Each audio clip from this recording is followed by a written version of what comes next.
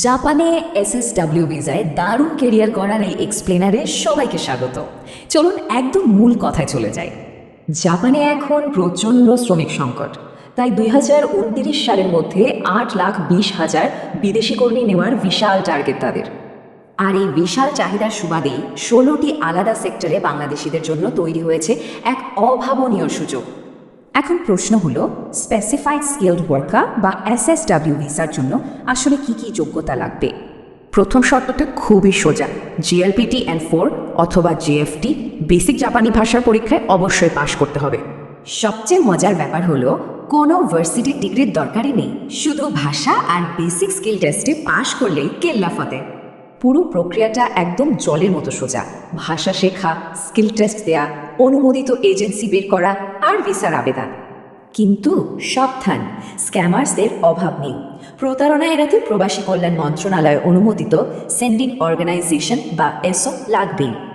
এই যে সরকারি প্রমাণপত্রটা, জাপানে 16 জন বাংলাদেশি কেয়ার গিভার নিয়োগের একেবারে জেনুইন আর চূড়ান্ত অনুমোদনপত্র এটি।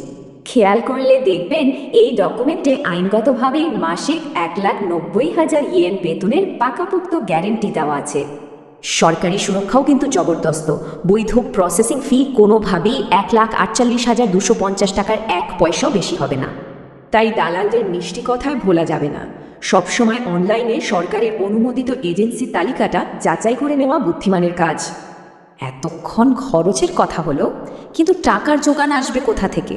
দুশ্চিন্তার কিচ্ছু নেই, সরকারি সাপোর্ট একদম রেডি।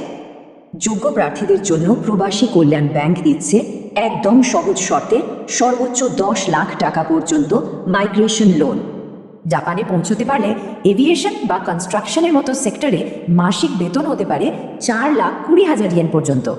তবে মাথায় রাখতে হবে, জাপানি আইন অনুযায়ী ট্যাক্স ও হেলথ ইন্স্যুরেন্সের জন্য বেতন থেকে 15 থেকে 20% কাটা যায়। সবচেয়ে দারুণ ব্যাপার হলো, এসএসডব্লিউ কর্মীরা আইনগতভাবেই ঠিক একজন জাপানি নাগরিকের সমান বেতন আর সুযোগ সুবিধা পেয়ে থাকেন। রাসেল খানের কথাই ধরুন, অনেক বাংলাদেশি সেখানে সফল, যাকে জাপানি টিভিতেও বিদেশি কর্মীদের সেরা উদাহরণ হিসেবে দেখানো হয়েছে। আইনি এই পথটি যেমন নিরাপদ, তেমনি দারুণ লাভজনক। তাহলে এমন উজ্জ্বল ভবিষ্যৎ গড়ার প্রস্তুতি আজই শুরু হোক।